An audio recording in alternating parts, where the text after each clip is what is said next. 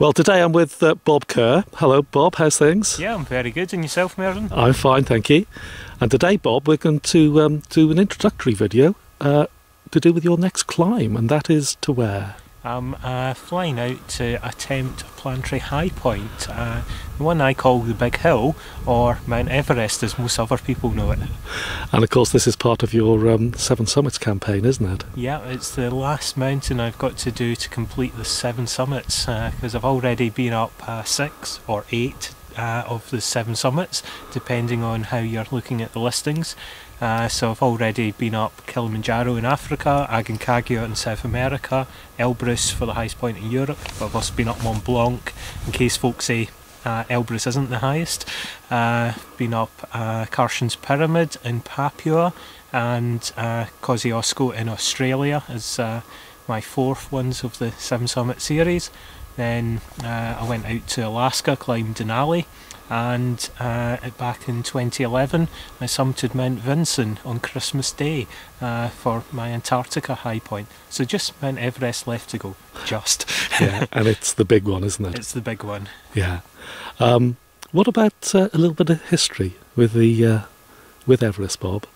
Mount Everest, it's a big mountain, and it really captured mountaineers early in the 20th century, and there was numerous attempts made by various people, and there's a sort of an air of mystery about the mountain, who actually made the first ascent.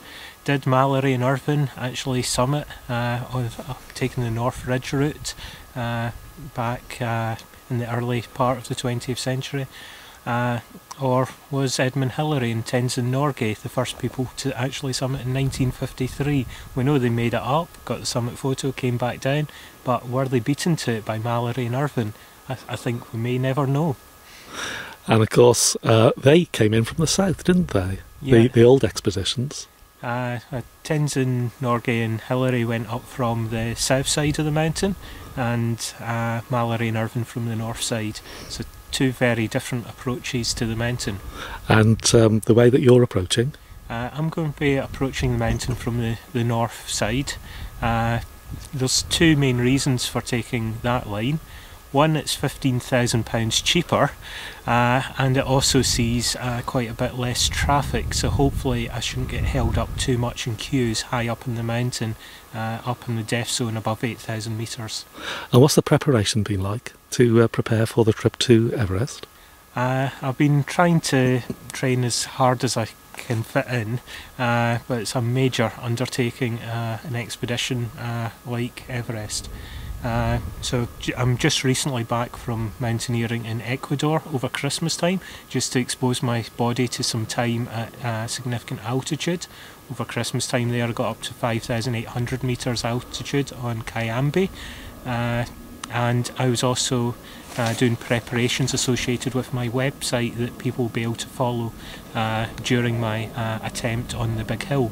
That website's www.bob-kerr.com. But my main focus at the moment now is just cardiovascular type fitness and endurance, and also trying to sort out some of the financial aspects, because it's not cheap doing things like this. And are you going with the same company that you've used once or twice in the past for various expeditions you've been on? Yeah, I've booked to go with Adventure Peaks, who are based in the Lake District for this expedition, based on good track record of actually achieving the goals I'd set out to do when I booked with them.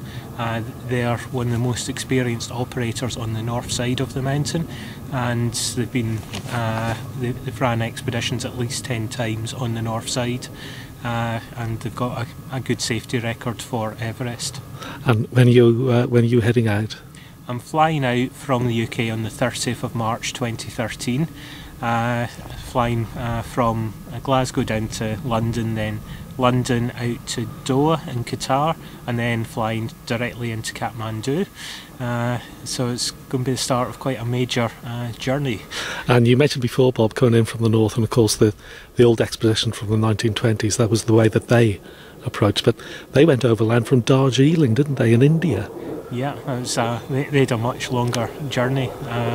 than I'll be undertaking. It will still take me about 10 days to go from the UK to Everest Base Camp on the north side, but some of that delay is to allow some acclimatisation to the significant altitudes that we're going to for the base camp. So from Kathmandu, what way do you approach the mountain? Yeah, I just need to look at the itinerary here because I'm not that familiar with the region yet. But from Kathmandu, after we've done some final preparations there, we'll be driving to Friendship Bridge, which allows us to enter Tibet. And then we'll be staying overnight in Zhangmu. Zhangmu, I believe. Yeah. I can recommend a good hotel in Zhangmu. Yeah, I might need it. Can you recommend some good beer?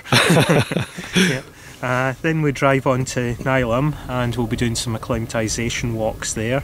Then we'll head through to Tingri and more acclimatisation walks before we finally get up into base camp at an altitude of 5,200 metres. That's base camp, and that's higher than quite a few of the 7 summits. And of course it's Tingri, the last village, that's access, isn't it, to go up the valley towards base camp. But passing the Rongbuk Monastery? Yeah, I think we'll be passing the Rongbuk Monastery and taking lots of photographs of the mountain on the way. But there's so much history, Bob, involved with that route. Yeah, there's so much history, and it's one of the attractions of going on the north side, is because that's where the early explorers actually tried to get up the mountain, and I'm quite looking forward to sort of trying to experience some of the things that they experienced out there. I suppose with the route, we'll talk about the route in a little bit of detail, but one aspect of it, the advantages that you don't have to go through the Khumbu icefall on the south. Yeah, that was one of my other main reasons for booking the north side, is the Khumbu icefall just really scares me. It's constantly moving, there's constantly avalanches or rockfall, but it's probably one of the most dangerous sections on Mount Everest. And if I don't need to take that risk, then why go that way? By going the north side, I'm removing a huge objective danger from the already massive challenge of getting up the big hill.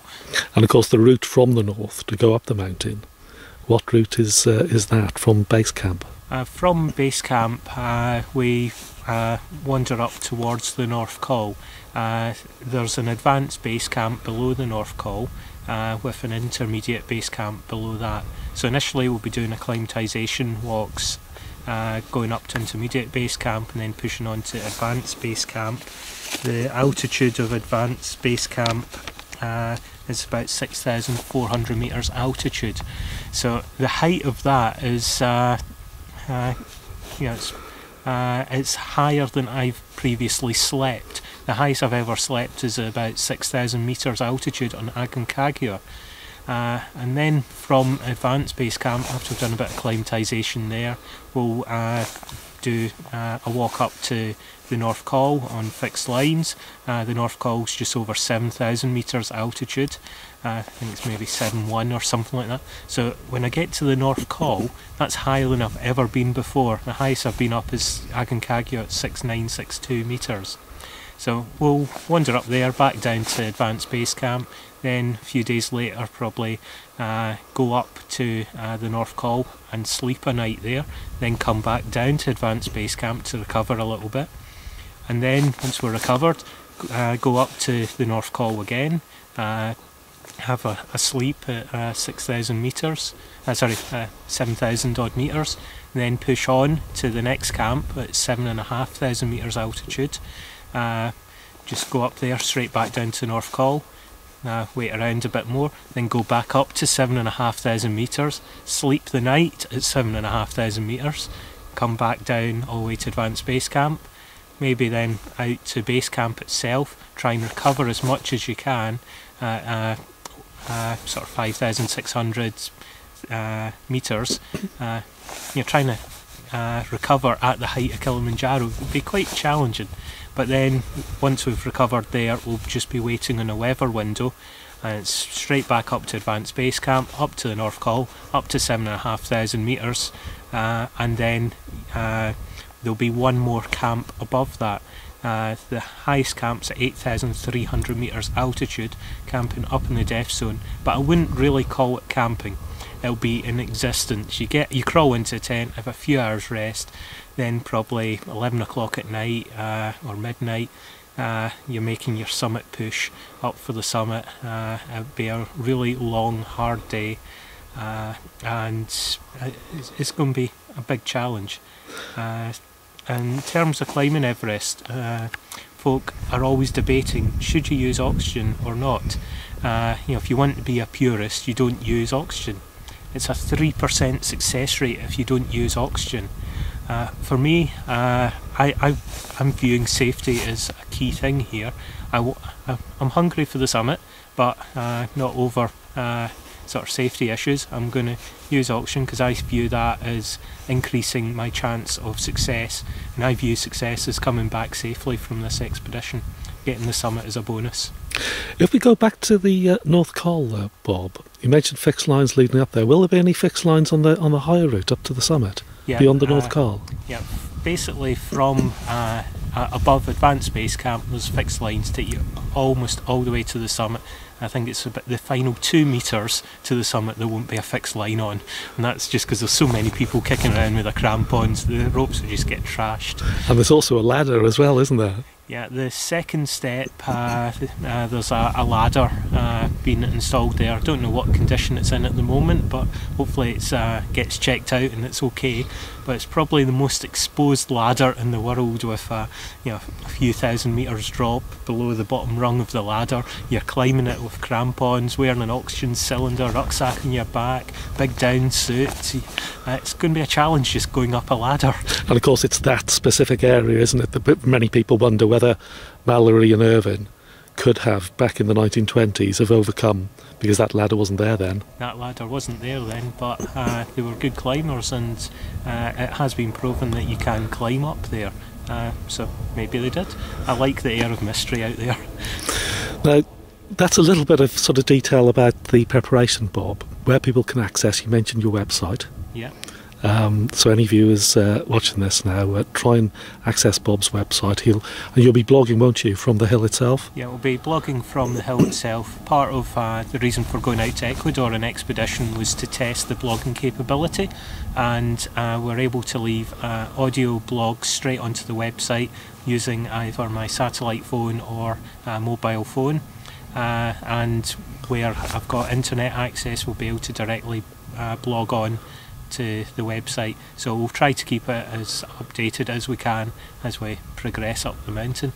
Now, I don't want to belittle any of your previous achievements, the 6 major hills that preceded this next big one, but Everest is a huge undertaking, isn't it? Yeah, it's a huge undertaking, and it's probably one of the scariest things I've ever done. I'm not playing it down at all. It's a big mountain, and I've got a lot of respect for it. Do you know the other people that are going out there with you? Have you met any of them before? I've possibly met the expedition leader when I was down in Antarctica, but I don't know any of the others that are going out there. But it's a 72-day long expedition, and I'm sure in that time I'll get to know them pretty well. But again, Bob, coming back to the history aspect of it, that route leading up the East Rongbuk Glacier to the North Col, then over the first, second and third steps to the summit, what a place to go to.